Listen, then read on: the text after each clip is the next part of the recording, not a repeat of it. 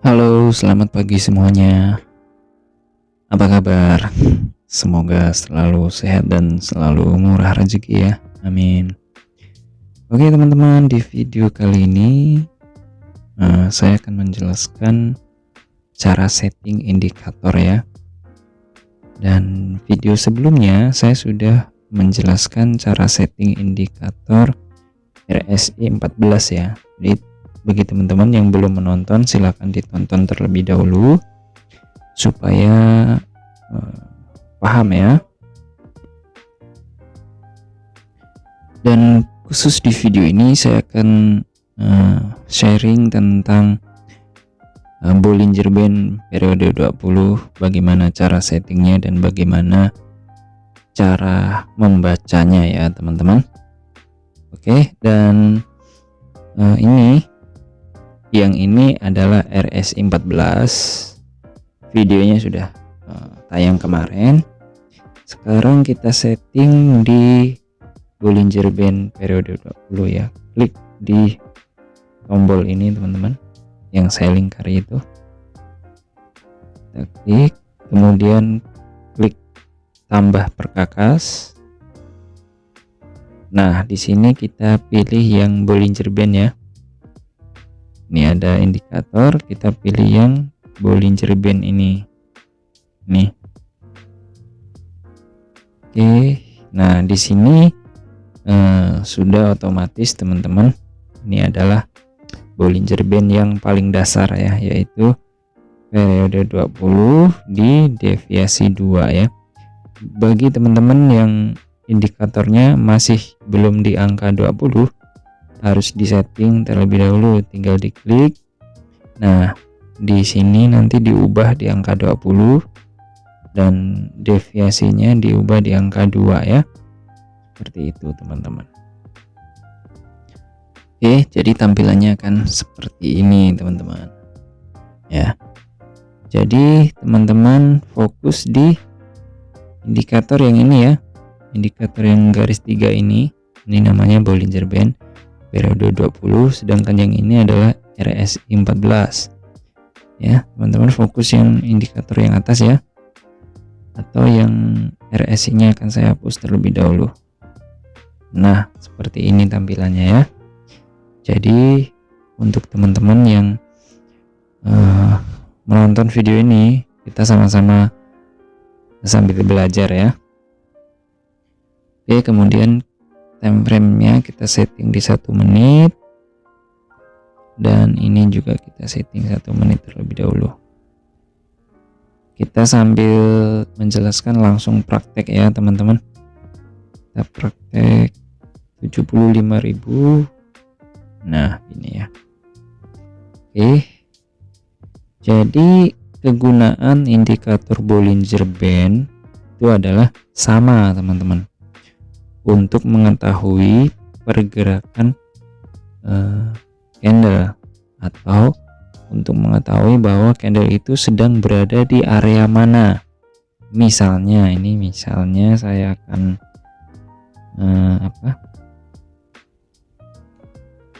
akan buatkan seperti ini dulu ya. Nah ini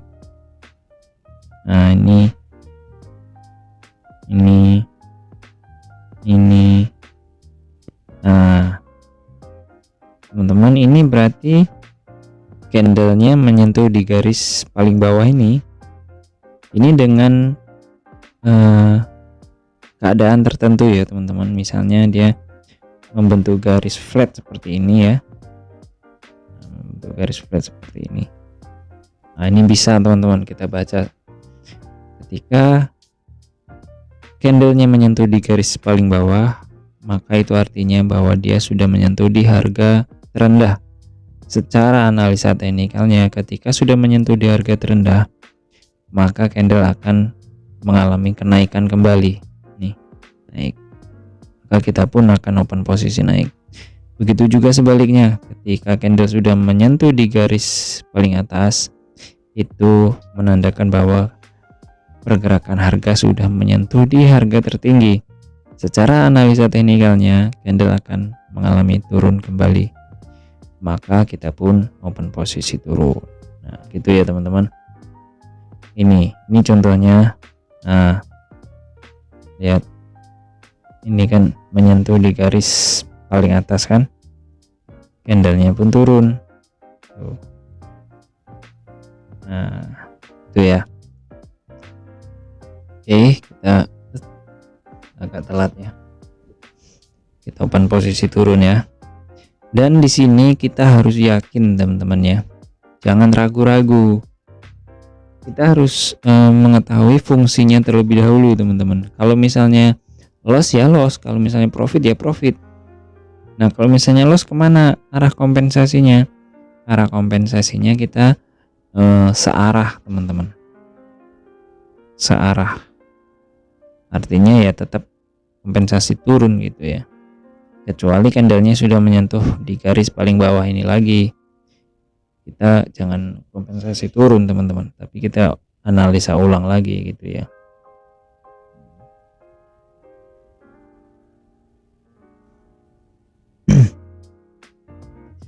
Apakah strategi ini 100% jitu? Jawabannya tidak teman-teman ya, karena kan nih buktinya loss nih, lihat. Nah loss kan, nah ternyata loss. Kenapa kok bisa loss ya, kita pelajari lagi teman-teman ya, pelajari lagi. Ini tuh candle besar teman-teman ya, ini candle besar namanya. Candlenya tidak seperti candle-candle yang ini kan kecil-kecil candlenya. Ketika ada candle besar, maka candle berikutnya akan membentuk candle berlawanan. Nah ini candle besarnya kan membentuk candle merah, maka candle berikutnya akan membentuk candle hijau. Nah itu teman-teman ya, memang agak rumit teman-teman, tapi pengalaman itu lebih penting teman-teman ya. Makanya saya sering mengatakan harus sering-sering belajar, harus sering-sering praktek ya, baik di akun demo maupun di akun real ya, harus sering-sering praktek. Nah ini kita pindah market aja, ini agak pergerakan candlenya agak terlalu agresif ya. Oke, mengapa harus sering-sering praktek teman-teman ya? Karena ketika kita sering praktek, maka secara otomatis nanti kita akan mendapatkan ilmunya teman-teman ya. Secara otomatis nanti kita akan mendapatkan apa ya, ilhamnya lah, baru ngeh gitu loh. Ibaratnya seorang mekanik ya, seorang mekanik harus sering belajar teman-teman ya.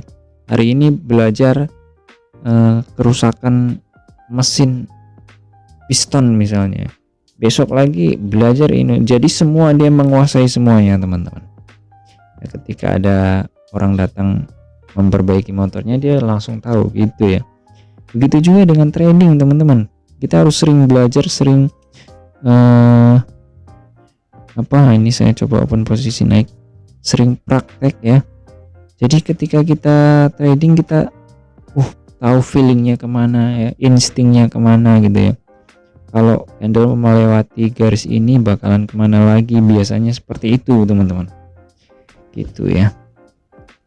Kenapa saya loss terus gitu ya, itu teman-teman. Dan kalau saya sambil menjelaskan gini, kadang-kadang saya agak buyar gitu loh teman-teman, analisanya agak buyar gitu. Jadi saya mohon maaf ya kalau misalnya video trading saya itu terkadang banyak lossnya gitu ya. Ya memang seperti ini teman-teman gitu ya, karena sejatinya saya juga bukan seorang master ya, saya juga masih sering mengalami kesalahan gitu kan. Nah, tapi yaitu yang saya bagikan atau yang saya sharingkan itu adalah hal-hal yang benar-benar saya alami gitu loh. Nah profit ya tadi ya, profit. Oke, jadi kita coba cari momen lagi. Nah ini seperti ini nih, kalau pakai Bollinger Band memang harus ada indikator pembantu lainnya teman-teman ya.